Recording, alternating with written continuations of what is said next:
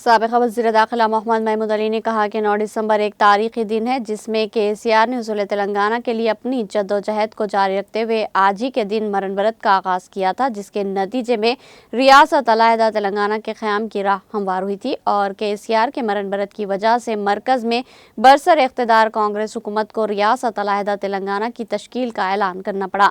साबिक़ वज़ीर दाखिला मोहम्मद महमूद अली आज तेलंगाना भवन में मुनक़्क़िदा दीक्षा विजय दिवस प्रोग्राम से खिताब कर रहे थे। उन्होंने कहा कि मुत्तहिदा आंध्रा के दौरे हुकूमत में हमारी पूरी दौलत लूट कर आंध्रा को ले जाते थे। उन्होंने कहा कि मैं समझता हूं कि अगर केसीआर साहब दीक्षा नहीं बैठते तो आइंदा 100 साल या 200 साल तक भी रियासत तेलंगाना की तश्कील अमल में नहीं आती।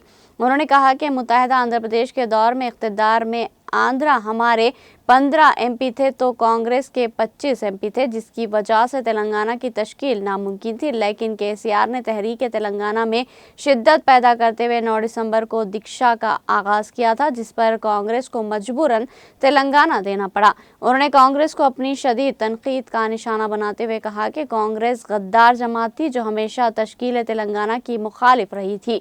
लेकिन केसीआर के 11 दिन के मरण व्रत के बाद चिदम्बरम की जानिब से तेलंगाना की तश्कील का ऐलान करने पर केसीआर अपने मरण व्रत से दस्तबरदार हो गए। इस तरह से केसीआर ने तश्कील तेलंगाना के लिए अपनी जद्दोजहद को आखिरी लम्हे तक जारी रखा था। आज का दिन हमारे लिए बड़ा अजीम दिन है। आज तेलंगाना दीक्षा विजय दिन हम मना रहे हैं। उसके लिए मैं आज के सदर देवी प्रसाद साहब और हमारे डायनेमिक लीडर, यकीन मानिए 2001 से केसीआर साहब के हाथ मजबूत करने वाले, आवाम के दरमियान 24 घंटे अवेलेबल रहने वाले, अगर कोई शख्स हरीश भाई के पास पहुंच जाता है ना, उसका काम मिनटों में होता है। हर कोई जो भी इनके पास जाता है हमेशा दरवाज़ा खुला रहा। आज नहीं, तेलंगाना मूवमेंट में भी पुलिस की लाठी जब पड़ती थी हमें बचाते थे। और हमारे डिप्टी चेयरमैन साहब पंडा प्रकाश साहब, हमारे विनोद भाई साहब, जो तेलंगाना मूवमेंट में साहब के साथ हमेशा रहे, दिल्ली में रहे, यहाँ रहे, गली में रहे, हर जगह लड़ते रहे। सुनीता मैडम साहिबा और हमारे तेलंगाना ऑफिस सेक्रेटरी राहुल चंद्रशेखर साहब और डाइस पर बैठे हुए मेरे तमाम भाइयों और आज के इस प्रोग्राम में आए हुए मेरे भाइयों बहनों, मीडिया के दोस्तों, सबको मेरा सलाम और नमस्कार। मैं समझता हूँ तेलंगाना कभी भी कांग्रेस नहीं देती, क्योंकि हमारे 17 एमपी थे तो उनके 25 एमपी थे और पूरी हमारी दौलत लूटकर आंध्रा को ले जाते थे। मैं समझता हूँ आगे 100 साल नहीं 200 साल में भी तेलंगाना नहीं बनता अगर केसीआर साहब दीक्षा नहीं बैठते। केसीआर साहब ने किसी और को नहीं बिठाया। देवी प्रसाद साहब आप बैठिए, विनोद साहब आप बैठिए, महमूद साहब आप बैठिए, हरीश भाई नहीं, खुद उन्होंने अपनी जान की बाजी लगाई। जब आज ही का दिन था, एक दिन पहले जब सब लोग डॉक्टरों से मिल रहे थे, हरीश भाई भी थे, देवी प्रसाद साहब भी थे और विनोद भाई थे और बॉस केटीआर साहब, सभी लोग नीम्स दवाखाने में डॉक्टरों से मिल रहे थे। तो डॉक्टर कह रहे थे केसीआर साहब की सेहत बहुत बिगड़ जा रही है, कुछ भी हो सकता है, ब्रेन हेमरेज हो सकता है, इनके किडनी फेल हो सकते हैं, ये कोमा में जा सकते हैं। जब सब मिलकर केसीआर साहब से गुजारिश की, साहब आप जिंदा रहेंगे तो फिर मूवमेंट चलाएंगे, आप मूवमेंट तोड़ दीजिए, सब आपकी सेहत बहुत बिगड़ जा रही। मगर हमारे महान और महात्मा केसीआर साहब ने क्या कहा, मेरी जान गई तो परवाह नहीं, मुझे तेलंगाना चाहिए। तेलंगाना के लिए मैं समझता हूँ केसीआर साहब भरत नहीं बैठते तो बहुत मूवमेंट चला 69 के अंदर, इससे बहुत ज़्यादा सख्ती से कुछ दिनों के अंदर चला। बेहिसाब लोगों ने जानों की कुर्बानी दी। मगर चिन्नाटी साहब ने आखिरी में सेंट्रल के दबाव में आकर मूवमेंट से दस्तबरदार हुए। मगर केसीआर साहब ने कहा जब मूवमेंट शुरू किया हूँ तेलंगाना के लिए, क्योंकि इतना बड़ा गैप आता 69 के बाद 2001 में पार्टी का मूवमेंट शुरू करना बहुत मुश्किल काम था। उस वक्त हर कोई ये कहता था अरे जब नहीं आया तो अब तो पूरा आंध्र वालों का डोमिनेशन आ चुका है, पूरा कब्जा हो चुका है तेलंगाना में, पूरा पॉलिटिकल उन्हीं के हाथ में तेलंगाना है, अब तेलंगाना काम बन सकता है।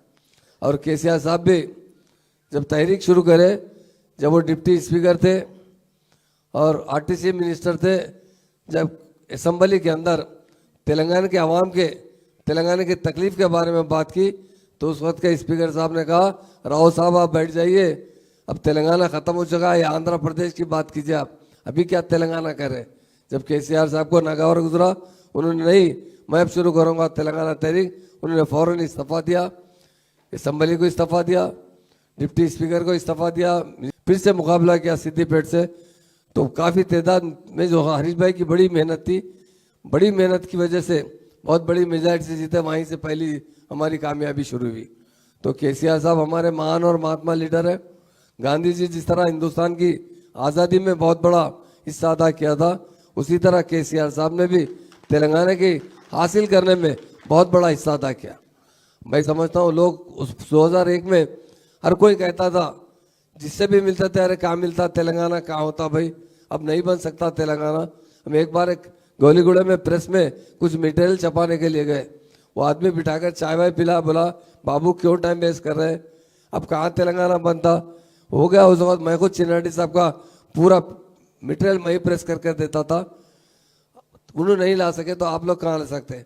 मगर केसीआर साहब की जो हिम्मत थी, जो उनका पक्का यकीन था कि हम कोशिश करेंगे तो तेलंगाना हासिल करते ज़रूर हासिल करेंगे, उसके लिए उन्होंने जो जद्दोजहद की।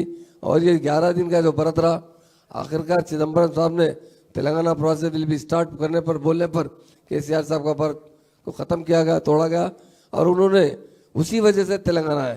कांग्रेस तो गद्दार जमात थी, हमें जो 56 में आंध्रा में मिलाने वाली यही कांग्रेस पार्टी थी, कभी भी तेलंगाना का साथ नहीं दिया वो लोग, क्योंकि तेलंगाना वाले गरीब थे, उतने ताकतवर नहीं थे। हर तरीके से हमारी दौलत लूटी गई, क्योंकि हुकूमत बड़ी मजबूत थी, निज़ाम स्टेट थी, मालदार स्टेट थी तेलंगाना स्टेट। आंध्रा में मिलाने के बाद बहुत बड़ी आंध्रा में तरक्की आई। तेलंगाना मिलने की सबसे बड़ा रीज़न रहा वो केसीआर साहब और केसीआर साहब का दीक्षा रहा। इसलिए आज हमें फ़ख्र के साथ कह रहे हैं, केसीआर साहब की वजह से ही तेलंगाना आया, कांग्रेस कभी तेलंगाना नहीं रहती, ये गद्दार जमात है। इसलिए आज हम बहुत खुशी मना रहे हैं, हम अल्लाह से दुआ भी करते हैं कि फिर से हमारी पार्टी को अल्लाह ताला फिर से मजबूती से, जिस तरह भी हम काम कर रहे हैं हरीश भाई और राम भाई की क़यादत में और बड़े साहब की क़यादत में, इंशाल्लाह फिर से हम तेलंगाना हमारे हाथ में आएगा तो तेलंगाना तरक्की करेगा। लोग आज अफसोस में हैं, जहाँ पर भी जाके मिलते हैं लोग कहते हैं, रात में भी मैं एक दावत में गया, सब लोग कह रहे हैं नहीं साहब केसीआर साहब के बगैर तेलंगाना तरक्की नहीं कर सकता, ये लोग तो धोखा देकर वोट लिए, कुछ दिन की बात है, थोड़ा सब्र कीजिए। तो मैं यही कहता हूँ मेरे भाइयों से, मेरे बहनों से, हम हिम्मत से रहें, ज़रूर आने वाला वक्त हमारा ही रहेगा। और केसीआर साहब जब तक दुनिया कायम रहेगी, जब तक केसीआर साहब को लोग याद रखेंगे, क्योंकि तेलंगाना के जो 4 गढ़ अवाम को आज़ादी मिली है उसकी एक ही रीज़न है, एक ही शख्स है, वही केसीआर साहब है। और उनके साथ हरीश भाई, राम भाई और बहुत से इम्पोर्टेंट लोग भी केसीआर साहब के साथ काम करते रहे, मगर कामयाबी हासिल करने में केसीआर साहब जो मरन बैठा था, वो उनकी वजह से आज हमें तेलंगाना मिला है। मैं तमाम भाइयों को फिर एक बार मुबारकबाद देता हूँ।